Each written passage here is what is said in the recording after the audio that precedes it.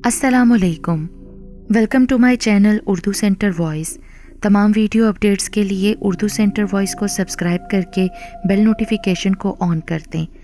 तो आइए सुनते हैं आज की वीडियो में 3 शैतान सिफ्त औरतों की पुरअसरार और खौफनाक कहानी। तौबा, वो औरत थी या कोई चुड़ैल? मेरी तो जान ही निकल गई थी उसे देखकर। टेढ़ा टेढ़ा सा तकरीबन स्याह पड़ा हुआ चेहरा, लंबी नोकीली नाक, बारीक होंठों से झांकते लंबे टेढ़े मेढ़े सफ़ेद ड्राइकोला वाले दांत, किसी भेड़िए जैसी भूरी टेढ़ी टेढ़ी सी आंखें। भवें तो थी ही नहीं, माथा तंग, ऊपर चील के घोंसले जैसे खिचड़ी बाल जो कंधों तक पहुंच रहे थे। स्याह लिबास, गले में जाने किन धातों और रंगीन पत्थरों की बनी हुई मालाएं। इससे कबल कि उसकी नज़र मुझ पर पड़ती, मैं एकदम गैलरी की दीवार की आड़ में हो गई। दिल की धड़कन तेज़, ज़ुबान पर आयतें सूरतें जारी, वफूरे खौफ व दहशत से जिस्म लर्जा और पसीनों में शराबूर। कितनी ही देर तक मेरी हालत संभल न सकी। उस वक्त मैं अपनी एक दूर पार की बुज़ुर्ग रिश्तेदार बेबे गामा से मिलने उनके घर आई हुई थी, जो मुरादपुर के एक कदीम मोहल्ले में वाक़ था, जहाँ मकान भी कदीम तर्ज के और लकड़ी की गैलरियों वाले थे। तंग तंग सी गलियाँ थीं जो शुक्र था कि खूब साफ़ सुथरी थीं। गली के दोनों तरफ मकानात तवील कतारों की सूरत में आपस में जुड़े हुए थे, लेकिन चहल पहल न थी। कहीं भी बच्चे खेलते कूदते, छतों पर टापते, शोर मचाते न दिखाई देते थे। औरतें भी कम ही घर से निकलती और आपस का मेल जो रखती थीं। मोहल्ले में अजीब पुरअसरार सा सकूत छाया रहता था, जिसमें कुछ खौफ की आमेजिश भी होती। कुत्तों बिल्लियों का वहाँ कोई नामो निशान न था, कोई चिड़िया भी न चहचहाती थी। शाम होते ही कुछ अजीब सी बू फिजा में रच जाती, जिसे बदबू कहना ही मुनासिब था। मैंने जब बेबे जी से इस बात का पूछा तो वो सवाए कानों को हाथ लगाने और तौबा तौबा करने के कुछ न बता सकीं। उनसे मिलने जो मोहल्ले वालियाँ आती थीं वो भी इस बारे में लब सिए रखतीं और कुछ घबराई और खौफजदा सी नज़र आती थीं। अजीब उलझा देने वाली और मशकूक सी सूरत हाल थी, लेकिन फितरी बात थी कि इस तरह मुझ में इसकी वजह जानने का तजस्सुस पैदा हो जाता। मैं खोज कुरेद में लग जाती। बेबे जी से मिलने जो औरतें आती थीं वो उनके मकान के दाएं बाएं वाक़े मकानों की मकीन थीं। सामने वाले मकानों से मर्द और बच्चे तो दिखाई देते थे जो दफ्तरों को और स्कूल जा रहे होते थे, लेकिन औरतें शाज़ो नादिर ही बाहर निकला करती थीं। उनका बेबे जी से कोई मेल मिलाप नहीं था। सामने वाला जो मकान था वही जिसकी गैलरी में मुझे वो भूतनी जैसी औरत दिखाई दी थी, उसके दरवाजे खिड़कियां हमेशा बंद नज़र आते थे। गैलरी का दरवाज़ा भी बंद रहता था। मुझे वो मकान आसेब ज़दा सा मालूम होता था। उसे देखते हुए जाने क्यों दहशत और खौफ सा महसूस होता था। काफ़ी दिनों तक गैलरी में खड़े होकर बाहर का नज़ारा करने के बाद मुझ पर जो भयानक इंकशाफ हुआ वो ये था कि शाम के वक्त वो पुरअसरार सी बू उसी पुरअसरार मकान से उठा करती है। मैंने जब इसका तज़किरा बेबे जी से किया तो वो बेतहाशा घबरा गई। उन्होंने एकदम ही मेरे मुंह पर हाथ रख दिया। श्श बेटी चुप, ये ख़तरनाक है। क्यों बेबे जी, क्या कोई ख़तरनाक राज है? उन्होंने खौफ भरी नज़रों से इधर उधर देखते हुए होंठों पर उंगली रखी। गैलरी में मत जाया करो, सरगोशी में कहा। उनके इस रद्द अमल ने, खौफ व दहशत ने मेरी दिलचस्पी और तजस्सुस की आग और भी भड़का दी। किसी सनसनीखेज़ इंकशाफ की उम्मीद में मैं बेबे जी से छुप छुपा कर शाम के वक्त गैलरी में जाकर खड़ी हो जाती और सामने वाले मकान की तरफ देखने लगती। इस शदीद इंतज़ार, दिलचस्पी और तजस्सुस का सिला मुझे ये मिला कि एक शाम मुझे उस सामने वाले पुरअसरार मकान की गैलरी में वो चुड़ैल नुमा औरत खड़ी दिखाई दे गई। उस वक्त मैं गैलरी की दीवार के पीछे से निकलने को ही थी जब वो मुझे सामने अपनी गैलरी में खड़ी दिखाई दी। वो उस वक्त हमारे मकान से मुल्हिक मकान की तरफ देख रही थी और पूरी तरह से मेरे सामने थी। मुझे अपनी हालत संभालने में काफ़ी देर लग गई।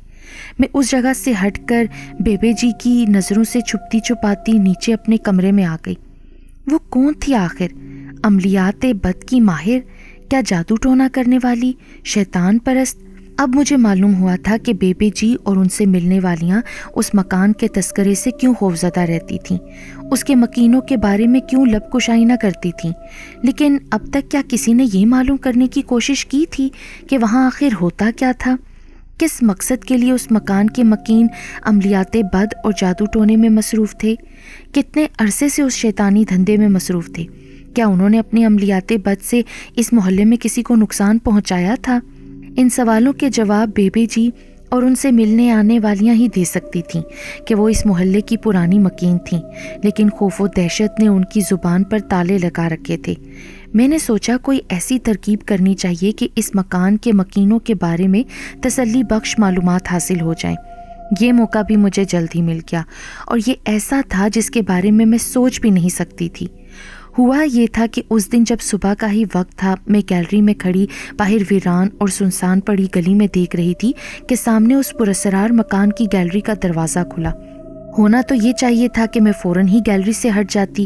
میں وہیں کھڑی اس دروازے کو کھلتا دیکھتی رہی اور بہادرانہ اس چڑیل کا سامنا کرنے کے لیے اپنے آپ کو تیار کرتی رہی، لیکن یہ دیکھ کر میری حیرت کی انتہا نہ رہی کہ اس بار اس خوفناک عورت کی بجائے ایک نہایت خوبصورت لڑکی جو کوئی 20-21 سال کی ہوگی دروازے سے نکل کر گیلری میں چلی آئی۔ اس نے معمولی سے بلکہ پھٹے ادھڑے کپڑے پہن رکھے تھے۔ اس کا حسین چہرہ مرجھایا ہوا تھا، آنکھیں یوں متروم اور سرخ تھیں جیسے روتی رہی ہو۔ اس کے بال الجھے ہوئے تھے، جسم بھی بہت کمزور دکھائی دے رہا تھا۔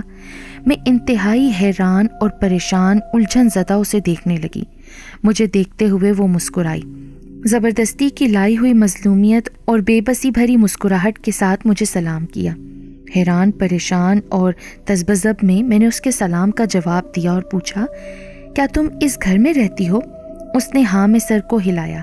میں بدستور اسے الجھن زدہ سی نظروں سے دیکھ رہی تھی۔ تم ہو کون؟ اس گھر والوں سے تمہارا کیا رشتہ ہے؟ میرا نام سائرہ ہے، میں اس گھر کی بہو ہوں۔ وہ گلی میں ادھر ادھر دیکھتے ہوئے کچھ دھیمی سی آواز میں بولی۔ میرے شوہر کویت میں ہوتے ہیں، یہاں میں اپنی ساس اور نندوں کے ساتھ رہتی ہوں۔ تو وہ چڑیل نما عورت جو میں نے گیلری میں اس دن دیکھی تھی، وہ اس کی ساس تھی۔ اس کی نندیں تو ابھی تک میرے دیکھنے میں نہ آئی تھیں۔ اسے دیکھتے ہوئے صاف معلوم ہو رہا تھا کہ وہ ان سے خوفزدہ تھی اور ان کے ہاتھوں تنگ اور دکھی بھی۔ تم کچھ پریشان معلوم ہوتی ہو، کیا بات ہے؟ کیا میں کوئی تمہاری مدد کر سکتی ہوں؟ جواباً اس کی آنکھوں سے آنسوؤں کے قطرے گرنے لگے۔ وہ بہت ظالم ہیں، بہت ظالم اور بے رحم۔ وہ تینوں عورتیں، وہ انسان نہیں شیطان ہیں۔ وہ مجھ پر بہت ظلم کرتی ہیں۔ وہ باقاعدہ ہچکیوں سے رونے لگی۔ میں نے گلی میں ادھر ادھر دیکھا، شکر ہے وہ ویران پڑی تھی۔ رو نہیں، اس وقت وہ کہاں ہیں؟ وہ تینوں ابھی تھوڑی دیر ہوئی اپنے کسی کام سے باہر گئی ہیں، کچھ دیر بعد آ جائیں گی۔ تو تم اس وقت گھر پر اکیلی ہو؟ اس نے ہاں میں سر ہلایا۔ تم یہاں آ جاؤ نا، مجھ سے مل لو۔ میں آج تک کسی سے نہیں مل سکی۔ ان ڈائنوں کا خوف ایسا ہے کہ یہاں کوئی نہیں آتا۔ عرصہ دراز کی دلچسپی اور تجسس کی تسکین کا یہ کیا ہی سنہری موقع تھا۔ بیبی جی اس وقت محلے میں کسی کے چہلم پر گئی ہوئی تھیں۔ ان کے جلدی آنے کا کوئی امکان نہ تھا۔ نوکرانی بھی کام نمٹا کر جا چکی تھی، گویا میرے لیے میدان صاف تھا۔ اس گھر سے وابستہ پراسراریت، دہشت اور خوف ایک دم ہی دل سے نکل گئے۔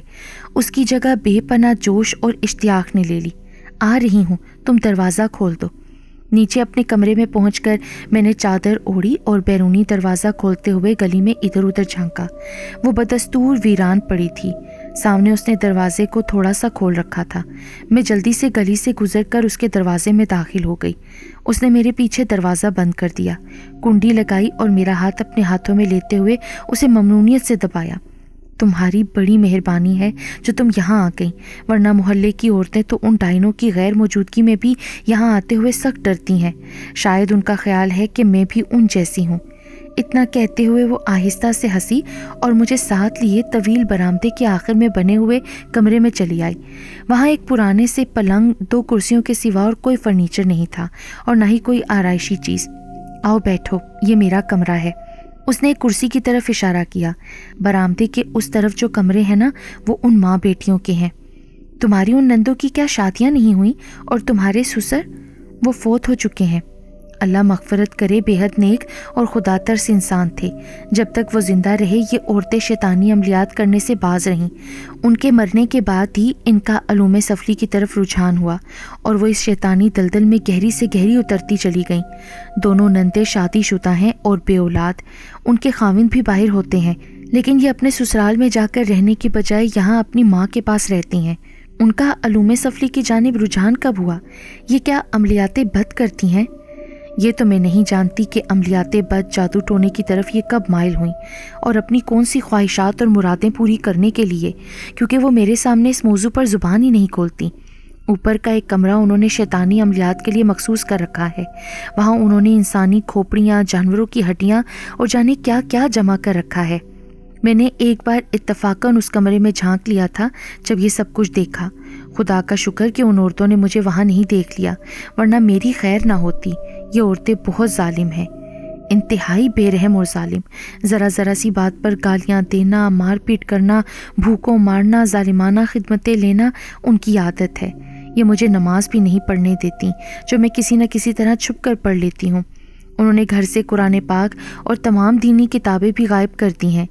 ہر شام یہ اوپر اپنے عملیات والے کمرے میں جانے کیا پکاتی ہیں کہ اس کی بھیانک سی بو سارے محلے میں پھیل جاتی ہے اور خوف و ہراس پیدا کر دیتی ہے۔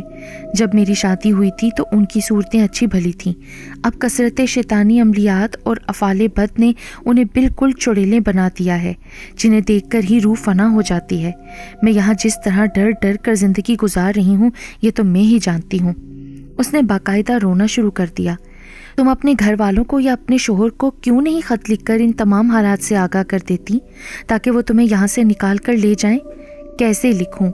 یہ عورتیں تو خود میری طرف سے میرے گھر والوں کو اور میرے شوہر کو خط لکھتی رہتی ہیں کہ میں یہاں بڑے آرام سے ہوں، سکھ چین سے ہوں۔ اگر میں انہیں خود خط لکھ دوں تو ڈاک کے سپرد کرنے گھر سے کیسے نکلوں؟ باہر کس سے کہوں؟ یہ عورتیں تو میری تکہ بوٹی کر دیں گی۔ تو تم ادھر سے نکلنے کی کوشش کرو نا۔ تمہارا میکا کہاں ہے؟ گجرات۔ وہ تو یہاں سے دور نہیں، تم وہاں چلی جاؤ، وہاں تمہیں پورا تحفظ ہوگا۔ وہاں سے تم اپنے شوہر کو خط لکھ کر اسے تمام حالات سے آگاہ کر سکتی ہو۔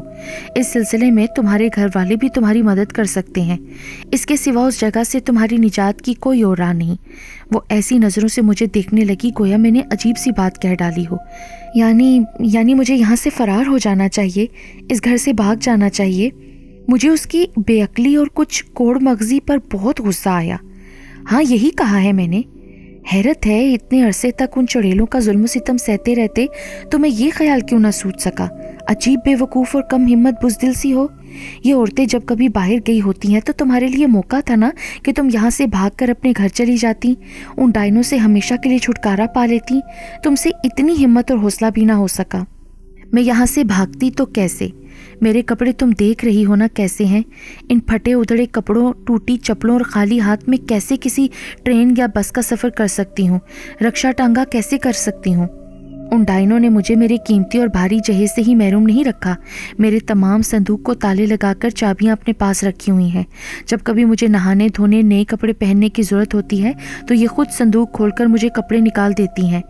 پیسے میرے پاس کبھی نہیں ہوئے، میں تو بالکل تہی دست ہوں۔ اس کی آنکھوں نے پھر آنسو بہانے شروع کر دیے۔ میں نے کچھ سوچا، پھر اس سے کہا، اگر تمہیں یہ سب چیزیں مل جائیں تو تم میں کیا اتنی ہمت ہے کہ تم یہاں سے بھاگ جاؤ گی؟ میں یہ سب چیزیں تمہیں ابھی لا کر دیتی ہوں۔ وہ خوفزدہ نظروں سے مجھے دیکھتی رہ گئی۔ باہر گلی ویسے ہی سنسان پڑی تھی۔ میں جلدی سے دروازہ کھول کر اپنے گھر میں داخل ہو گئی۔ مطلوبہ چیزیں تھیلے میں ڈالنے میں مجھے چند ہی منٹ لگے۔ دروازہ کھول کر میں نے پھر گلی میں ادھر ادھر جھانکا اور تیزی سے چلتی ہوئی اسے پار کر کے اس کے کھلے دروازے میں داخل ہو گئی۔ یہ لو، میں نے اسے تھیلا پکڑایا۔ اس میں کپڑے ہیں، بڑی سی چادر بھی، جوتیاں بھی، اور یہ لو، یہ کچھ رقم ہے۔ تم یہ چھپا لو، پھر موقع ملنے پر یہاں سے بھاگ لینا۔ اللہ تمہاری مدد کرے۔ اس کی آنکھوں میں آنسو بھر آئے اور وہ مجھ سے لپٹ گئی۔ تمہارا یہ احسان میں کبھی نہیں بھولوں گی باجی۔ تم نے مجھ سے، ایک یکسر اجنبی لڑکی سے، ہمدردی کی، مدد کی، مجھ میں جان بچانے کے لیے حوصلہ ہمت پیدا کی۔ اللہ تمہیں اس کا اجر دے گا۔ توفیق دینے والا تو اللہ ہے، بس تم ڈرنا نہیں، جرأت اور بے خوفی سے کام کر لینا۔ میں نے حیرت سے کہا اور اسے خداحافظ کہہ کر جلدی سے گھر واپس آ گئی۔ اس وقت مجھے کچھ خوف بھی محسوس ہو رہا تھا اور گھبراہٹ بھی، کیونکہ مجھے کسی نے بتایا تھا کہ سفلی علوم کے ماہروں کو ہر بات کی خبر ہو جایا کرتی ہے۔ اگر یہ بات صحیح تھی تو ان چڑیل نما عورتوں کو اپنی بہو سے میری ہمدردی کا علم ہو جانا تھا۔ پھر میرے ساتھ کیا ہونا تھا؟ میرا وہ تمام دن ڈر ڈر کر اور آیتیں صورتیں پڑھتے گزر گیا۔ بیبے جی نے شاید میرے رویے اور خاموشی کو محسوس کر لیا۔ کئی بار اس کی وجہ پوچھی، لیکن میں نے انہیں کچھ نہ بتایا۔ پھر جب شام کو اس منحوس گھر سے وہی مخصوص بدبو آنی شروع ہوئی تو مجھے گویا ایک تسلی سی محسوس ہوئی کہ ان موذی عورتوں کو کچھ معلوم نہیں ہو سکا۔ پھر بھی میری تمام رات مسلسل آیات قرآنی پڑھتے گزر گئی۔ اگلے دن بھی خیریت رہی، بلکہ اگلے کئی دنوں تک کوئی غیر معمولی بات نہ ہوئی، اور پھر میں اپنے والد صاحب کے آنے پر بیبے جی سے رخصت ہو کر ان کی بے شمار دعائیں اور سوغاتیں لے کر گھر واپس آ گئی۔ اس تمام عرصے میں ایک مرتبہ بھی گیلری میں نہ گئی تھی، نہ میں نے دروازے سے باہر جھانکنے کی کوشش کی تھی، نہ مجھے سائرہ کی کوئی خبر مل سکی تھی اور نہ ہی کوئی اور خبر۔ گھر واپس آنے کے بعد بھی میرا دھیان برابر سائرہ اور اس مکان کی طرف لگا رہا۔ میں بیبے جی کی طرف سے بھی کوئی خبر ملنے کا انتظار کر رہی تھی، لیکن وقت گزرتا گیا، میرا انتظار ہی رہا۔ کافی عرصہ گزر گیا، پھر گھر میں بڑے بھائی جان کی شادی کے ہنگامے جاگ اٹھے۔ دور دراز اور نزدیک سبھی رشتہ داروں کی آمد شروع ہو گئی۔ دوسری بزرگ عورتوں کے ساتھ ہی بیبے گاما بھی آ پہنچی۔ انہیں دیکھتے ہی اس پراسرار مکان اور اس کی مکین عورتوں کے بارے میں میری دلچسپی اور تجسس بیدار ہوا۔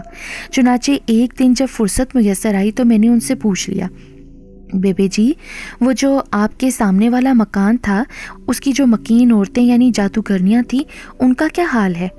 توبہ توبہ، وہ تو آگ میں جل کر مر گئیں تینوں کی تینوں۔ بڑا بھیانک انجام ہوا ان کا، توبہ توبہ۔ پر یہ کیسے ہوا بیبے جی؟ ان کے باورچی خانے میں آگ لگ گئی تھی، شاید ساری رات گیس کھلی رہی ہوگی۔ صبح ایک عورت جو ناشتہ بنانے آئی تو ماچس جلاتے ہی ایک زوردار دھماکے کے ساتھ وہاں آگ بھڑک اٹھی، جس نے اس عورت کو بھی پکڑ لیا اور اس کے چیخنے چلانے پر باقی دونوں عورتیں بھی دوڑی آئیں۔ اس کی آگ بجھاتے بجھاتے ان کے کپڑوں کو بھی آگ لگ گئی۔ ان کے چیخنے چلانے، مدد کے لیے پکارنے کی آوازیں سب محلے والے سن رہے تھے، مگر کوئی بھی ان کی مدد کو نہ کیا۔ وہ تینوں یوں ہی چیختے چلاتی تڑپ تڑپ کر مر گئیں۔ وہ آگ ان کا سارا گھر چاٹ گئی تھی۔ جب تک آگ بجھانے والے وہاں پہنچتے مکان ملبے کا ڈھیر بن چکا تھا۔ توبہ توبہ، بدعمالیوں کا برا نتیجہ۔ انہوں نے کانوں کو ہاتھ لگائے۔ اور ان کی بہو، وہ بھی کیا ان کے ساتھ ہی جل گئی؟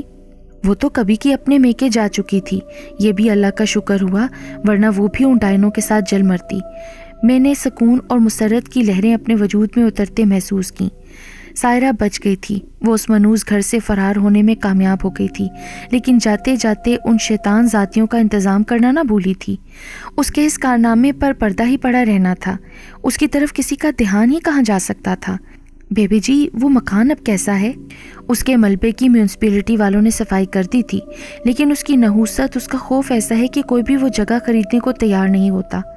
ہاں، اب وہاں لوگ آرام اور اطمینان سے رہنے لگے ہیں۔ گلی میں بھی خوب رونق ہو گئی ہے، لوگ آزادانہ آمد و رفت رکھتے اور بچے دوڑ بھاگ کھیل کود کرنے لگے ہیں۔ محلے کی فضا بھی ان منحوس بدبوؤں سے پاک ہو گئی ہے۔